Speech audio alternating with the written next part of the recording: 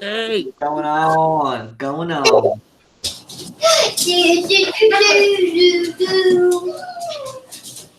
YouTube.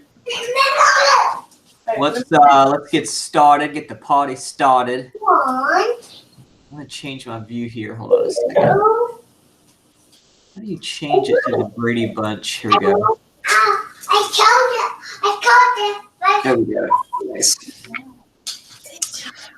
All right. We have a couple guests here today.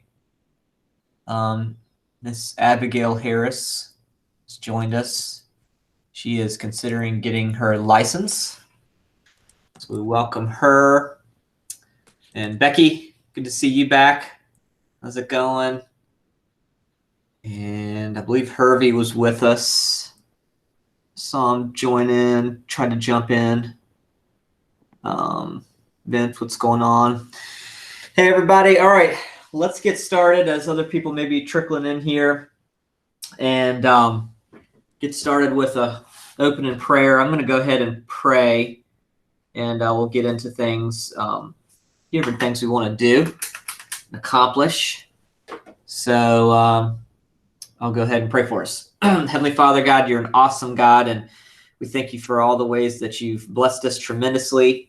And we ask that you would bless this meeting, God. Let it be for your glory and your honor, God. I pray that you bless each person that's taken some time out of their day to come here. God, I pray that they receive something from this. God, I pray that they receive a blessing, God. Maybe it's monetary, maybe it's spiritual, maybe it's in their business or whatever it might be. God, I pray that you just bless them for that. God, I pray that you just give us extra strength and ability, give us extra energy as many people are just tired and worn out and trying to juggle many different things in life that we're not used to juggling. God, I pray that you just give them an extra dose of grace as we're going through this time. And God, again, I pray that you would bless this meeting that we're about to have. Let it be for your glory and your honor. In Jesus' name we pray. Amen. So Mrs. Katerina has a diva for us. You there, Kat? Yes. Hi, everybody, and welcome to the visitors. So I was just going to share something from, okay, Kyla, my love, 1 second. Okay. She is on the table because she would like to lick the computer. And it just so happened that this morning, what I read, where I was at, included my favorite passage in the entire Bible. So after this happened, when the quarantine started, I was in Genesis. And then I finished Genesis and I decided to skip to Psalms because I was like, I probably need that in my life right now. This morning I read Psalms 22 through 24. And in chapter 22, David is lamenting and he's like really upset. And he's like, I am poured out like water and all my bones are out of joint. My heart is like wax. All of this. He's like really upset. And then comes Psalm 23, which is my favorite. No, ma'am. Thank you. Okay. Psalm 23, many of you are probably very familiar. It says, the Lord is my shepherd. I shall not want. He makes me lie down in green pastures. He leads me beside still waters. He restores my soul.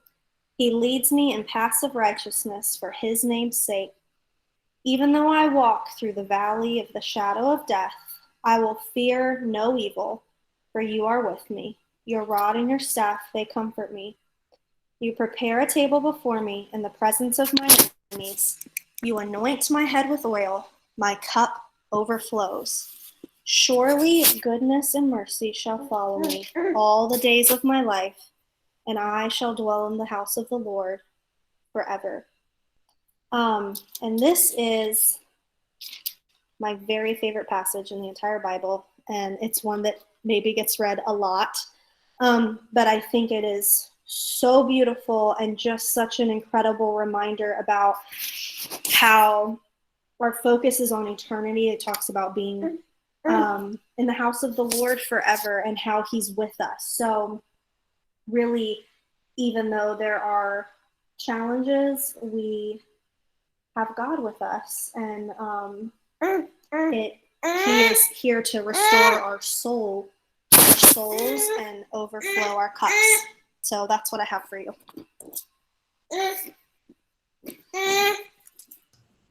Thank you, Kat. Appreciate that. Man, I'm trying to fix my screen and it keeps not doing what I want to do. But anyway. All right, cool. Gracias, gracias. All right, Mr. Ben, what you got? All right. Are y'all there? Yes, I can hear you loud and clear. All right. Here is the quote of the day. You are a product of your environment. So choose the environment that will best develop you toward your objective. Are the things around you helping you towards success, or are they holding you back? You are a product of your environment. So the other day I was down near the great city of Richmond driving around, and to get back on Downtown Expressway in Poway to get home, I had to go through some not so good areas in the great city of Richmond, Virginia. And I was reminded of two things, or shocked, actually. I don't go downtown very often anymore, but whenever I go down there into certain areas, I'm shocked because I haven't been down there in a while. You know, I'm over here in Brandon Mill and the Midlothian area, and everything looks good, but I'm shocked when I go down to the city of two things. The first thing is how bad it looks. I mean, there's certain areas of Richmond City that just look really bad. I mean, the streets look bad, the signs look bad, the houses look bad, the people, unfortunately, kind of look bad, right? Like the whole environment just looks jacked up. It just looks bad. And I'm wondering, as I was driving down there the other day and I was thinking about that area and thinking about the people, and the vocabulary is pretty small down there. They only have a few words that they use, and they use them quite frequently. They don't have a very extended vocabulary down there, and it's just a rough, tough environment. And it seems to me that the income level is a little lower in those certain neighborhoods of Richmond, Virginia. And I'm wondering, is there a correlation between your environment and your success? I'm wondering, is there a correlation between the environment that you're around, the people, the places that you're around, what you see every day, and the income that you produce for your household? I'm wondering, if you put a shark in a fish tank, it'll grow about 8 inches. You put that same shark in a big ocean, it'll grow 8 feet or more. I'm wondering if our environment is holding us back, or is it helping us to reach our success? The first thing I was shocked about was how bad it looks. I forget how bad certain areas down there look. The second thing I was shocked about was how I used to come down there to that environment every day, sometimes multiple times a day. How I used to live down there in some of those places. There were certain places in Richmond that I wouldn't suggest anybody ever go to, but there were certain places down there that I used to frequent and go to every day, places that even my brothers down there would say, Ben, you shouldn't go into that neighborhood. Like, do not go into that neighborhood. I went into those neighborhoods and I adapted and I talked the talk and I became part of that environment and lived down in that environment for years. But I'm shocked at how I could go into that environment. I grew up in the West End, right? In a good house. My mom was like, we lived like in a museum. I mean, you can't even imagine how straight and neat and clean our house, our environment was. But then I find myself years down the road in an environment where nothing is in order, nothing's neat, nothing's clean, everything's jacked up, everything is unhealthy, everything is dirty, everything is full of filth. How did I get into that environment? And how did that environment become normal? But see, sometimes we find ourselves in environments that aren't always healthy. Sometimes I think we find ourselves in environments that aren't always helping us towards success. Some of us, as of lately, have been forced into a new environment. Would you agree? An environment with screaming babies, active kids, maybe homeschooling for the first time. An environment that may be holding you back from doing your job or reaching your goals or achieving success. A lot of people are used to the office environment, right? A lot of people are used to people being dressed up. The hair is done, the makeup's on, people smell good. It's a healthy, good-looking environment full of business and success, not babies and spouses, which sometimes can be the same person. So what are we to do when the governor has us on this lockdown and we're forced into this environment, this new environment that's unfamiliar? What are we to do? We got to be creative. We got to find an environment in the new environment that will help us reach our success. We got to go out on the back porch. We got to go out to the garage. We got to go up to the attic. We got to get in our car. We got to just find an environment that can help us achieve our goals, complete our procurement, our Boomtown task list, whatever you got to do for the day. You got to choose to put yourself in the right environment. You may have to go to a parking lot at Starbucks just to see some other business people coming in and getting their coffee, so they put you in the right state of mind, in the right environment for your success. You may have to get on a Zoom call or a meetups meeting with some other business people that are dressed up like they're ready to work, so you can reach your potential, so you can grow 8 feet long instead of 8 inches. We got to put ourselves in the right environment. But do you know what most people do? They blame their environment instead of changing their environment. Oh, I hope somebody heard that. Most people will blame the environment for their lack of productivity, for their lack of success. You're blaming the environment, where I grew up, my restrictions, my kids, my spouse, my house, I don't have internet. You're blaming all these things when you could change those things. Your environment is a choice.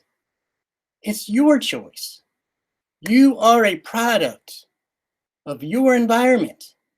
So choose the environment that will best develop you toward your objective. Would you agree? Agree. Except changing your spouse.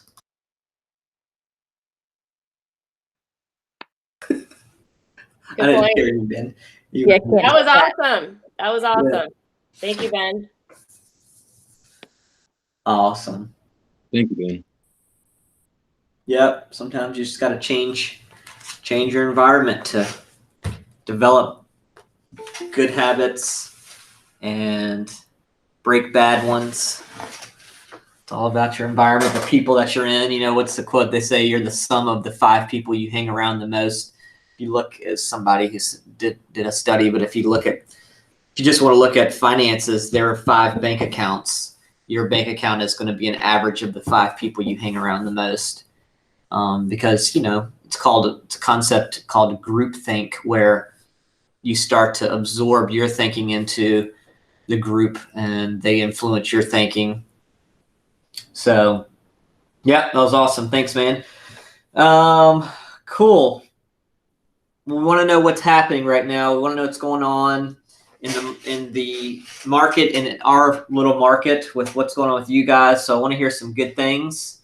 You guys saw a few of the posts that I put up in our private group this week, but A lot seems like it's been happening. I don't know if you guys have noticed that, but I think consumer confidence is picking up. I saw a study that people are starting to leave their homes more, and they track it by the data on your cell phone, and the movement of people leaving home. And the percent of the day spent at home has started to go down on like April 27th or April 28th. So it peaked. And then for whatever reason, whether people are feeling comfortable now, they're not worried about the virus, or they're just getting sick of being at home, whatever the reason, it started to go down, the percent of time spent at home. And a couple things there. One, it's scary to know that we're being tracked like that. But two, it should mean something for you guys to be ready and get ready that, the market is heating up. The market is our world. Opportunities are going to start coming, but you got to be positioned for it, right? You got to be positioned mentally. You got to be in the right position physically, and be ready for that. There's a lot of people who are not doing well right now in the real estate market. There's a lot of people who are mentally defeated right now in the real estate market, just in my conversations and stuff like that. But you again, Ben saying, it's your choice. You can choose to be mentally defeated. You can choose to be in a position and choose to surround yourself with people who are, the sky's falling, talk type people or whatever it is. And that's going to be the way that you become, right? You absorb into the culture that you're around. So it's important to be around a culture that's uplifting and positive, and that's what we're doing here. So we had several deals go under contract, just a couple highlights.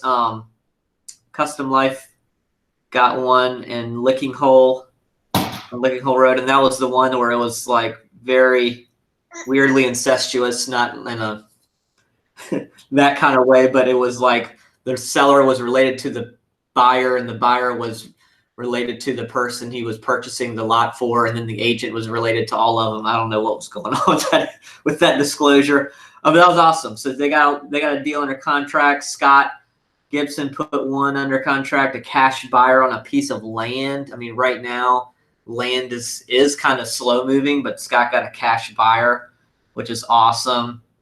Rachel Stagg put one of her pieces of land under contract. Rachel, I think that one's been on the market for a year. I mean, it seems like it's been like a year or so.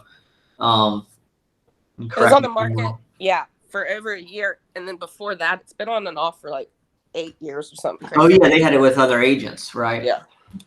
Yeah. And Rachel comes along and boom, sells it during the Corona. The Corona. While drinking Coronas. Exactly. As a celebration.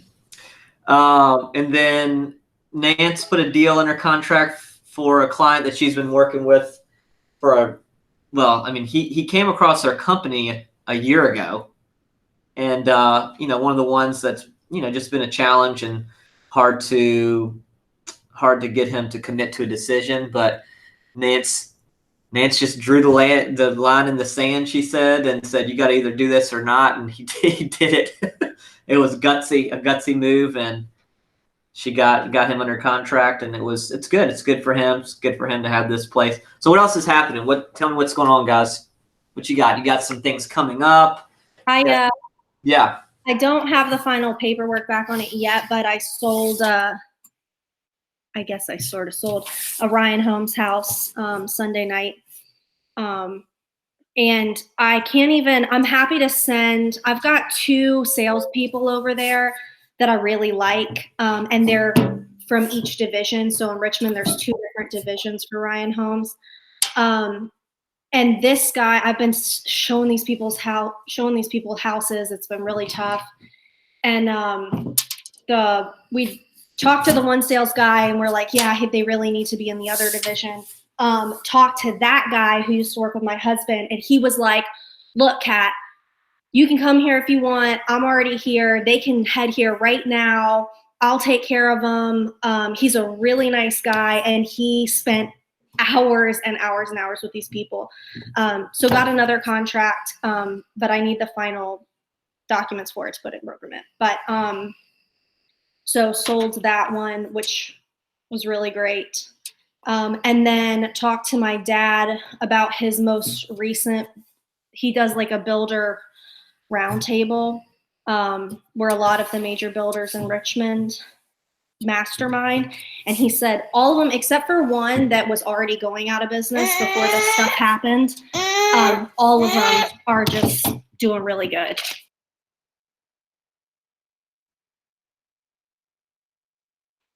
We can't hear you anymore, Kat. You got muted. Kyla did it. There was screaming. Sorry. So that just, to me, I think if people are, please, child. That's why tantrum city. If I think that if the builders are all saying things are going really well and they're still getting contracts and clients, to me it says that people are feeling positive about the future because they're buying homes that aren't going to be finished for a while. To me, it says they believe in the future of what's going to happen. Yeah, definitely. I think that is a good sign. And that is one of the things I think economists track is builder and builder activity, new contracts, and all that kind of stuff. I asked your dad the other day if building material prices are going to go down because I had a client ask that. Of course, a lot of people, look for opportunities in markets like this. Oh, I can find a deal. I can build a house. It's going to be cheaper. He said, no. He's like, actually, everything is still like actually increasing a little bit. So the only things that might go down were related to like fuel and oil cost, which shingles are one of those things, which I don't understand. I guess that has something to do with how they're built. But overall, the building materials are not going down. I read that NAR predicted that about a week ago, housing prices would increase like 1.5% this year, which is amazing given that we were in a worldwide pandemic. They still predict that they'll increase. Now, 1.3% or 1.5% is not much, obviously, but it shows that, we have a very healthy real estate market, given that it can take a pandemic and keep on trucking. You just gotta be out there working. And what else is going on? Give me some good stuff. I have one. I have a 55 and over in Hanover that I've been studying because we put it on the market April 1st. We had a couple showings and then we had nothing, not one showing. And then yesterday and the day before I had a showing. And then yesterday I got a call that they might want to put an offer on it. So it just goes to show me that they are coming out. No other homes in Hanover have gone pending 55 and up in the past couple of weeks. So it's just showing me that like the 55 and over crowd wasn't really confident in going out and looking at houses. But now going along with what Daniel was saying and Kat, they are obviously out moving around. So that's all I wanted to say. Yeah, I think that's a good sign for sure. That market is starting to move a little bit again. And when it was in a, very, very strong market, the 55 plus communities were rocking before this thing hit. And it makes sense that it would slow down given it's a potential, vulnerable population. But now, the fact that you got those showings and a potential offer when it was dead for 2 or 3 weeks is pretty amazing. I got 2 listings coming up next week. Cool. Tell us. One of them's in Louisa, Mineral. It's a double wide, 1,300 square feet with a foundation. Can get a loan on it. It's 7 acres, 5 stalls for horses, a nice arena, a nice pasture, nice fenced-in area. Really cool property. It's probably going to be, 260, 270, somewhere in there. And then I got a little house on DuPont Avenue. It's 4 bedrooms, 1 bath. Going to be under 200. Where is DuPont? No one knows where that is. Richmond, 23234. Thank you. How much did you say? Under 200, probably just under 200. I live right next to DuPont, guys. So it's super sketchy. No, I mean, Ash was I'm proven messing with beforehand, you. so that's cool. Scott, it's right by your listing that you had, that little tiny house that Laura did your open house for a while ago. Exactly. You don't want to go there. I It's all live good. like 5 minutes from there. But that's a great price. Yeah. Houses over here are selling quickly. Ben, is it renovated? They have been they've completely cleared it out and painted everything and upgraded kitchen, new paint, new floors, somewhat. Nothing major, but just a little bit. Okay. Yeah. I actually did meet someone at the open house for Scott that's still looking in that area. That's why I asked. Okay. I'll send you the address. I gotta try to schedule pictures sometime this week. Yeah. Get it done. Hi, Daniel. Who's that, Kennedy? Both of them, Waylon? Kenny and Waylon. Hi, Daniel. Hey, what's up, buddy? Yeah. What is I really need help with the one in Louise. If anybody knows somebody with a few horses that's looking for 7 acres that already has a setup with the horses and doesn't need a big elaborate house. What's the price on that one? It's probably gonna be like $269. Okay. Is it far? How far is it? It's mineral. It's right in mineral. Okay, that's not bad. No. I need really badly a beautiful house in Mannequin Sabbath. I'm gonna work on your buyers, Ben. I'm gonna work on finding you. I feel like I have a couple people that might like that, but I need you to find a listing in Mannequin Sabbath that's really beautiful for 500 or below. Right.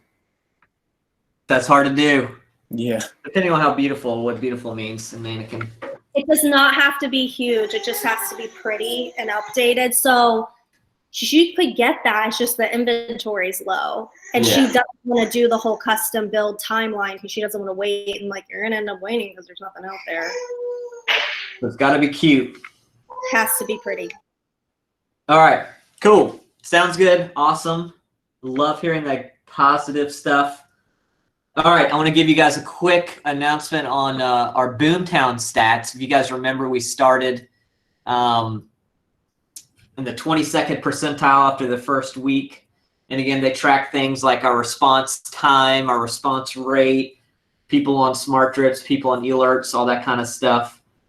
And we were 22nd percentile. The last time I looked at it, we were like closer to 60 something, I think. And now when I just looked at it, we're in the 86th percentile, which is awesome, which is phenomenal, actually. And, you know, we get excited about that stuff because those are leading indicators to your business. So many people track the wrong things. They're tracking their closings, the contracts they're writing, how many showings they have, all that stuff. That's the lagging indicators. The leading indicators is the stuff that leads to that. And this is what Boomtown tracks. And we're in the 86th percentile of all the teams close to our size or companies close to our size in Boomtown, which is really, really cool. So I think we can go in the 90s. We'll be in the 90s and at the track that we're going. I want to give you guys, I'm going to share my screen real quick. Let's see here.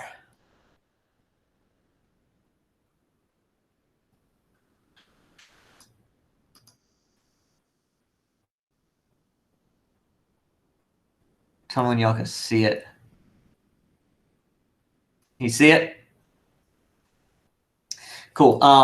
Yeah. All right. Wanted to give y'all just a great best practices thing that I think Ben just showed me the other day, how he does his process. But, you know, if you go up on your Boomtown here, great way to do, you know, a lot of people are like, what do I do? Where do I start? You know, it's your database is one of those things where you could start in 1,000 different places. And you really can if you want to and you adapt it your own way. But I would give you guys this suggestion, which I thought was awesome from Ben.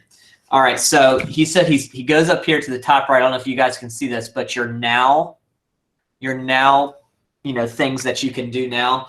And these are things like people are on your site right now, or they just registered, you know, because time is of the essence.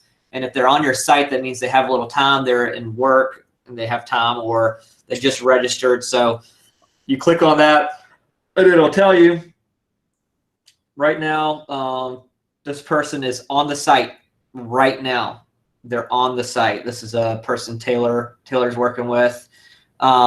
This person is on the site right now. This is Elena's lead. So when you're sitting down to do your prospecting, these are the people you want to hit first. Boom, send them a message, send them a text, see if there's anything I can do for you. I see you're checking out homes on the site. You know, is there any feedback you have? What are you looking for? Whatever. You know the script. LP mama. LP mama. And then once you do that stuff, then you go over to this, which is your messages. So messages, you know, text, emails, communication from people, right? This is a communication. This is what they track. This is one of the things they track is our response rate, which we have a very good response rate. But your response rate, the speed is the speed to how quickly you respond to them and how many people you're responding to. So technically your response time is the speed, how quickly you respond, and your response rate is how many people have responded to. To get 100% response rate, don't leave any message hanging. Always be the last one to say something in a text conversation, in an email, whatever. Even if it's a thumbs up, thanks, awesome, chat with you tomorrow, whatever. Don't leave a lead hanging in a conversation.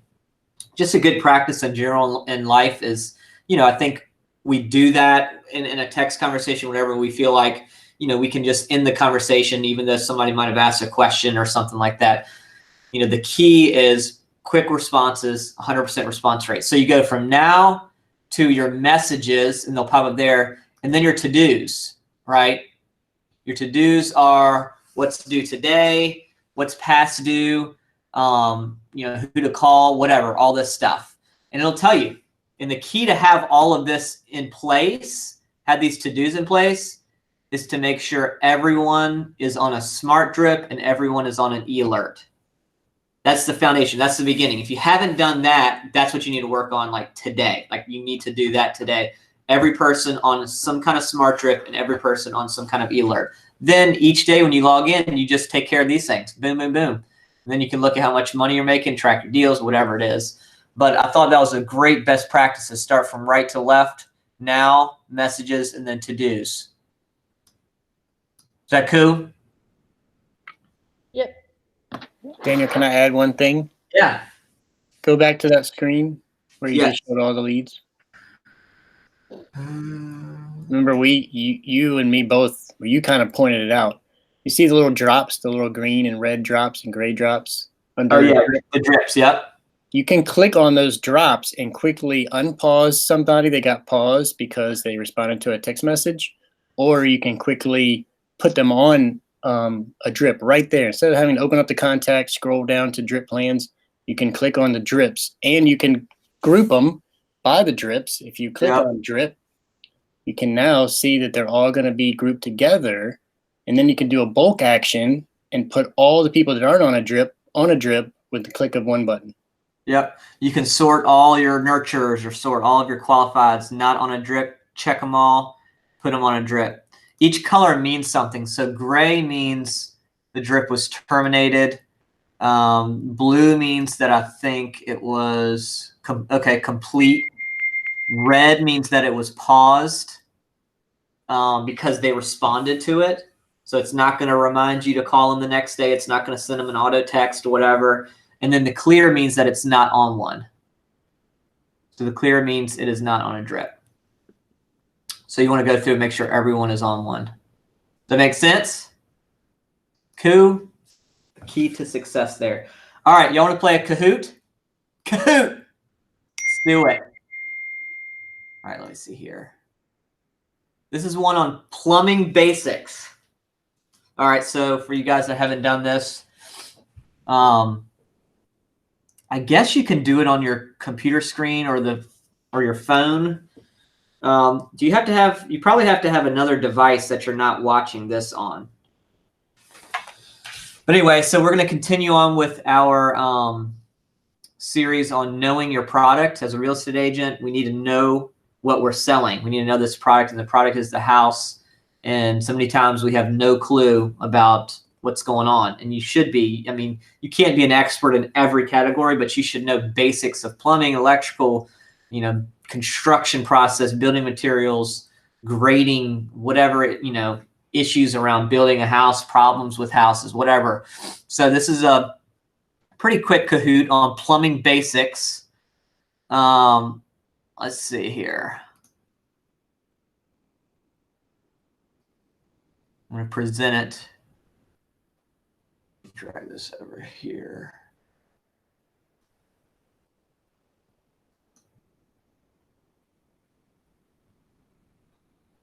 That's loading. All right. You should get a code here in a second. All right. Can y'all see it? I turned mine on reggae music, so I like that. Duke's in. So you just go to kahoot.it, Kahoot, KAHOOT.it, and the code is 202-0797.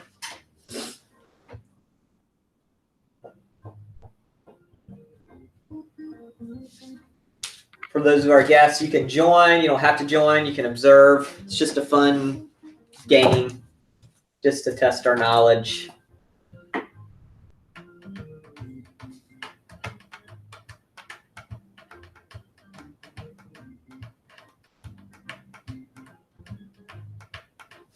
Give it another 30 seconds here. Anybody else having trouble getting to it? Can y'all hear the reggae music?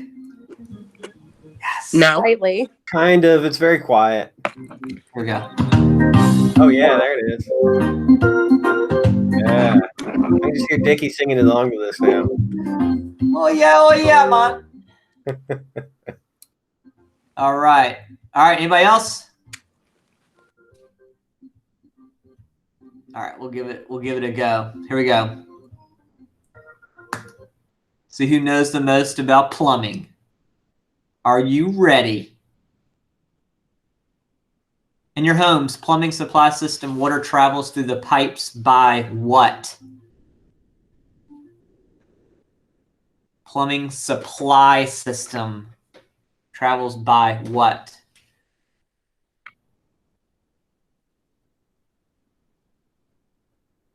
Pressure. Yes. Pressure pushes the water through. Nice. Mine is not working, so I am officially out. Yeah, it's super laggy on mine too, so I might be out. Yeah.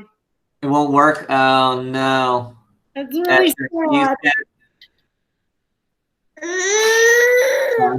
See if you can catch up. We'll see. All right. In your Kyle's home, upset about it too. drainage system, waste flows through pipes by what? Drainage.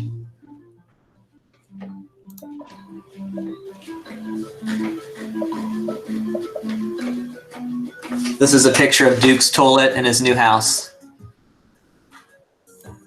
It's actually my half bath, but yes. Yeah, the half bath. Yeah. Yeah.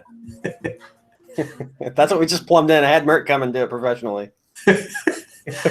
Gravity. Okay, so the water goes out of the house by gravity, comes in by pressure from your, whether you have a pressure tank with the bladder squeezing the water or the county is pushing the water through, and then it goes out of your house through gravity. Does that make sense? All right. Is that Stag or Nance? Who's Ray Ray? Man. Nice.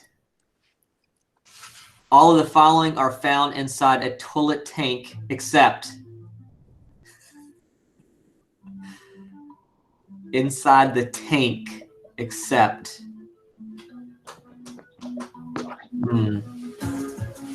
Hey, you got a picture of my guest bathroom. Does it sense how warm your butt is? The color of the lights? Well, it warms your butt. Oh, okay, that's cool. That's the setting. The blue is cool, or you can turn it to like orange and it warms you. Nice. Yeah. Yellow is just neutral.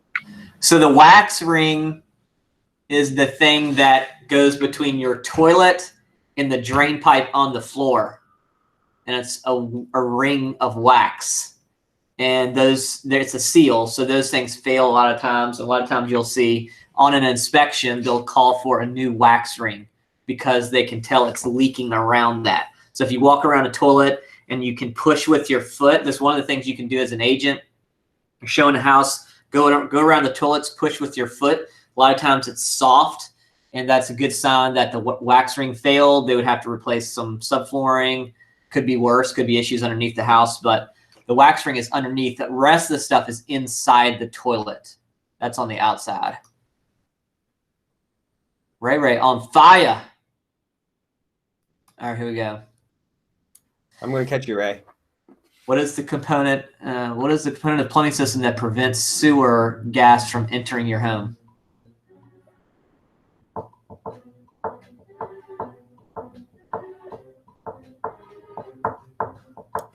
I just found a new toilet lid I'm getting. Is that real? And the plunger. The plunger's the best. That's spectacular.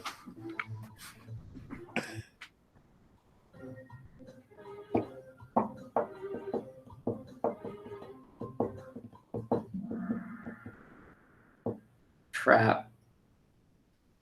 Yep, that makes sense. It's the trap. Who? He did. Told you. What the? Annihilated. 4 points.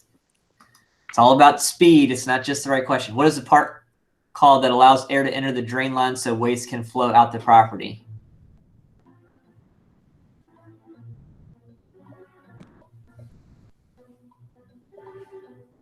Out properly.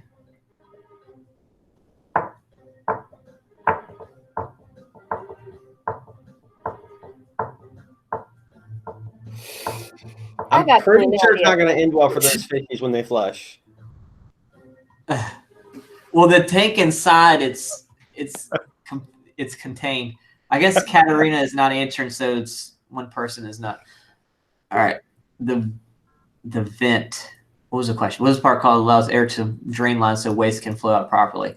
Oh yeah, the vent goes up through the roof, and allows it to flow out. It's like when you're pouring a gas can or a gas out of a can. You want to open that little vent and allows the water to flow out. Otherwise, it creates a vacuum and it won't go. Yep, suctions. Duke's still ahead. Come on, Ray, bring it. We'll do a couple more. I was eating while playing as well. Now there you go. That's Ben's bathroom right there. When unclogging a bathroom sink with a plunger, the sink's blank must be plugged.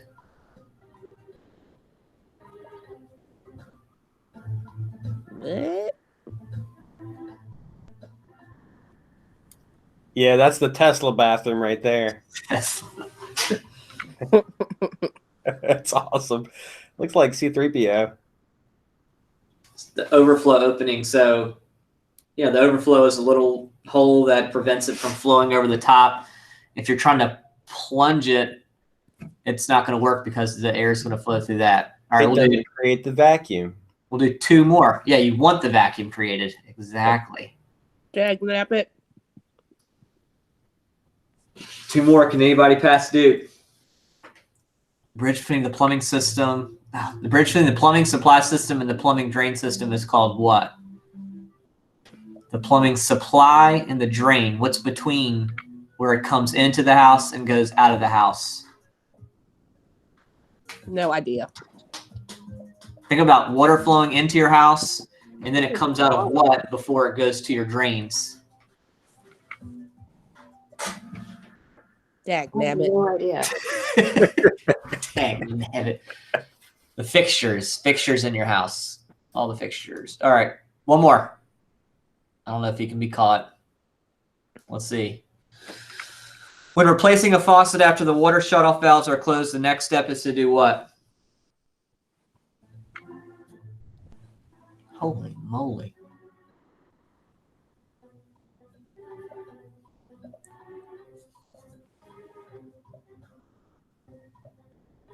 What is to do?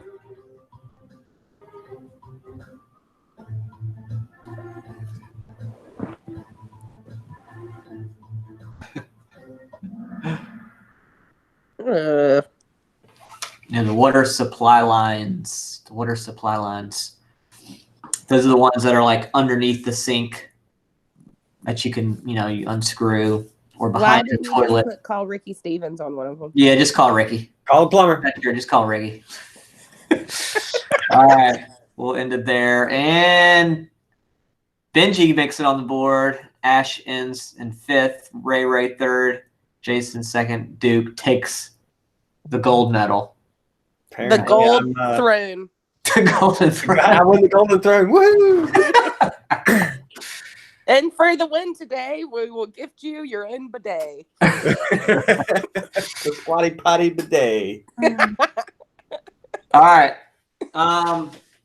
One more thing I want to go over, just going over our contracts and understanding these things.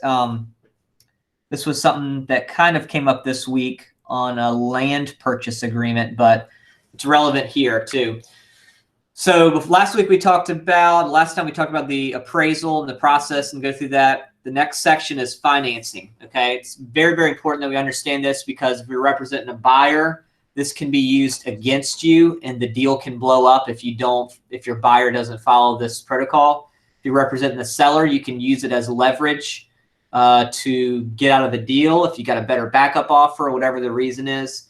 The reason this exists is so everybody is diligent in getting something done quickly, and they don't wait until the end and try to apply for a loan that they can't get. So we're just going to kind of hit the bullet points of this part of the contract. If the agreement is conditioned upon obtaining financing, so they're getting a loan, the purchaser make an application within 7 days of ratification. So the ratification date is the date that everybody signs the purchase agreement and they all agree to it. So within 7 days, they have to make a written loan commitment.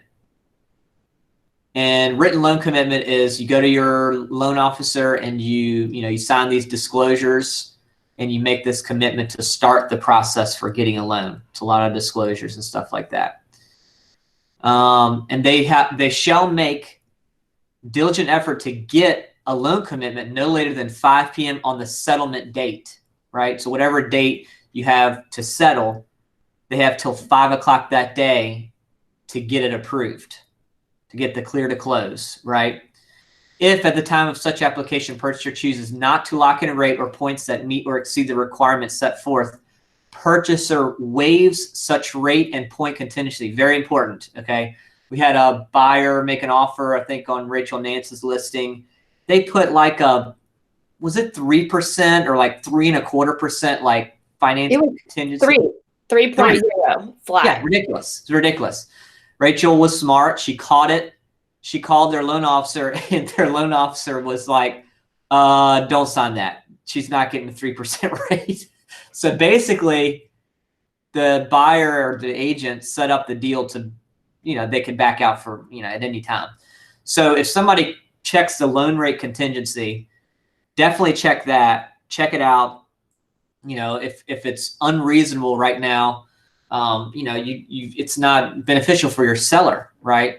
Of course, it could be beneficial for your buyer if they'll take something like that, but that would just be crazy. But we're looking at rates, still in the 3s, touching 4 sometimes. But to say that you can terminate the contract if it's not 3% or less is crazy. You're just setting it up for failure. So, but if you have an interest rate contingency and you don't lock it in within those 7 days, that first week, then you've waived that right. Okay. So let's say you have a 4% interest rate contingency for your buyer and they drag it out. They drag out locking in. They float the rate because the lender says, hey, wait 2 weeks. It'll be good. Wait 2 weeks. I think it's going to go down. It doesn't go down. All of a sudden the rates are at 4.25 and they try to get out because they can't lock in a lower rate. They're screwed because they didn't do it before. They've waived that contingency. Does that make sense?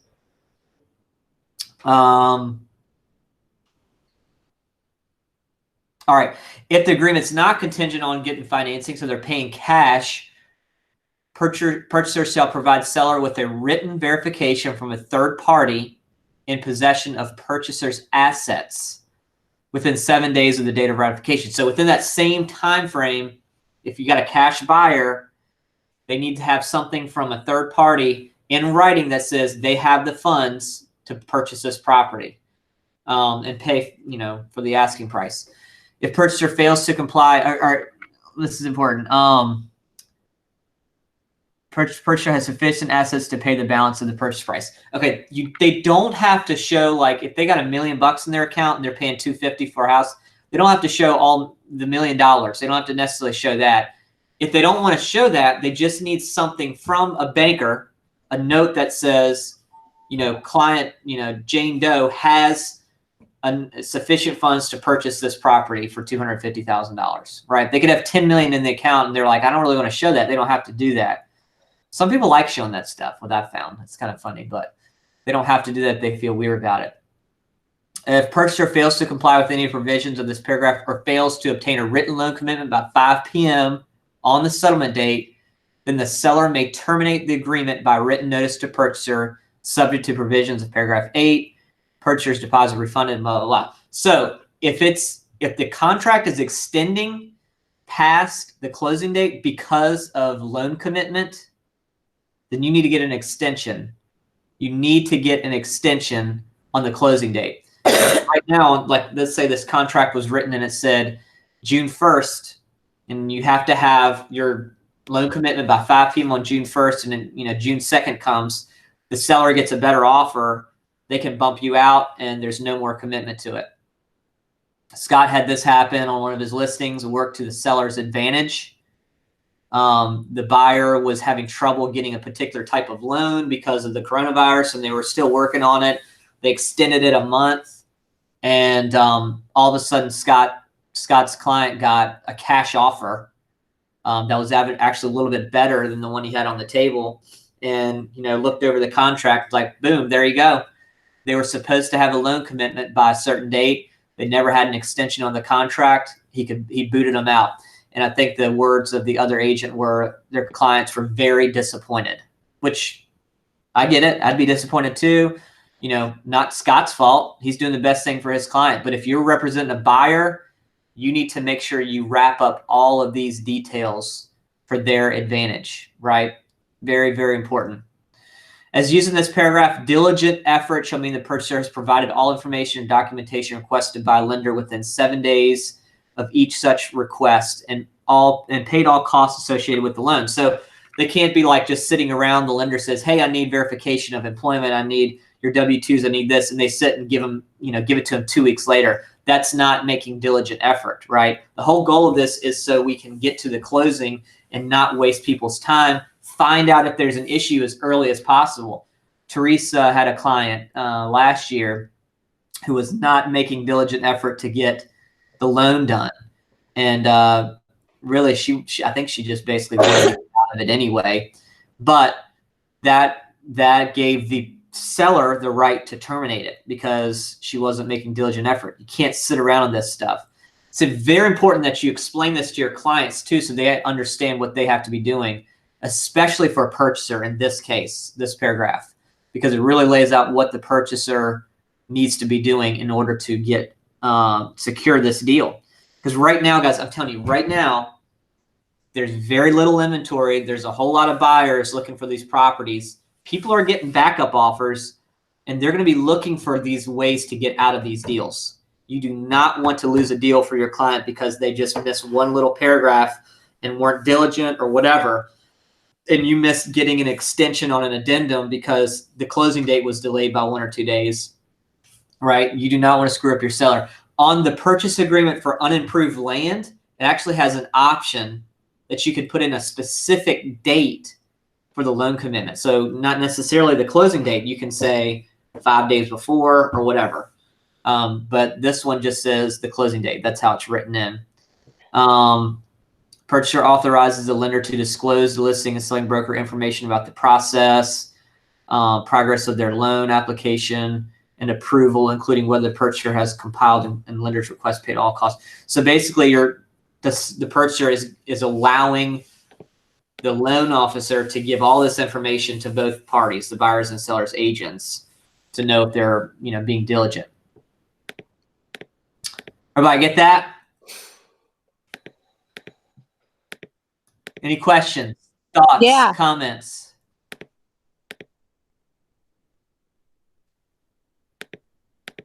Cool. Awesome. Well, that's what I got for you guys today. Any other anything somebody just wanted to say?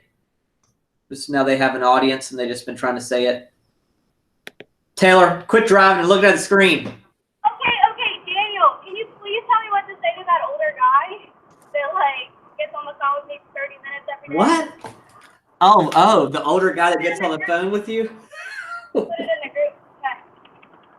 Okay, we'll talk about that. Is Well, what if other people have this issue?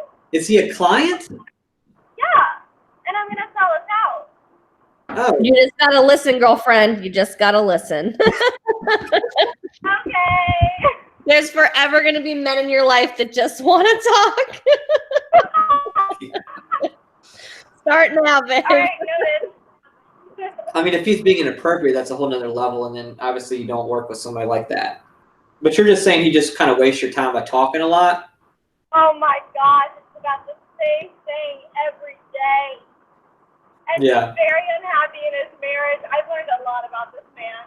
No, that's kind of like crossing a little bit of a I line there. thought so too. Yeah. Well, I would try to divert him and talk about other things. And, when you want to try to get off the phone quickly with somebody, you just tell them, hey, I've got to jump on something real quick. I've got a couple minutes, so talk to them and hear them out or whatever, and then politely move on. I'm telling you, read the book Essentialism. It actually gives practical stuff about things like that, about how to end conversations. Really. Huh? Essentialism? Yeah, Essentialism. Can someone please list a home in Glen Ellen for under $265,000? Me. Is it updated though? You never wrote me back. Wait, I didn't get anything. Is What it did you say? I wrote back in the chat. I asked if it was updated. I'm so sorry. Yeah, they're updating the kitchen and everything right now. New flooring. It's 2 beds, 1 bath though. Is that okay? In a big garage? So the must is a garage, and she ideally wants to be in Glen Ellen. But she's moving, like her lease ends in June. So like we need to go stat. So I don't know how long it's gonna be until it's listed. Okay, I mean can they check it out if it's not on the market yet? Is that like legal? Daniel? Say what now? Can they check what out? Can they go in the house? Can Elena's clients go Yes. in the house? So the rule with the not promoting, I can't remember what it's called, but clear cooperation rule that says you can't promote the property before it's on the MLS doesn't apply to in brokerage within the same brokerage. So you can promote anything you got within the same brokerage. Bring somebody over there. Yeah. I mean, for your own protection, I would say for commission, it would be good to have something in writing from this guy, especially if you're not 100% sure he's going to give you commission. Because, what if Elena brings a buyer there, the buyer calls him up privately, and then they work out a deal, cut you guys out with no agreement. So you should have an agreement.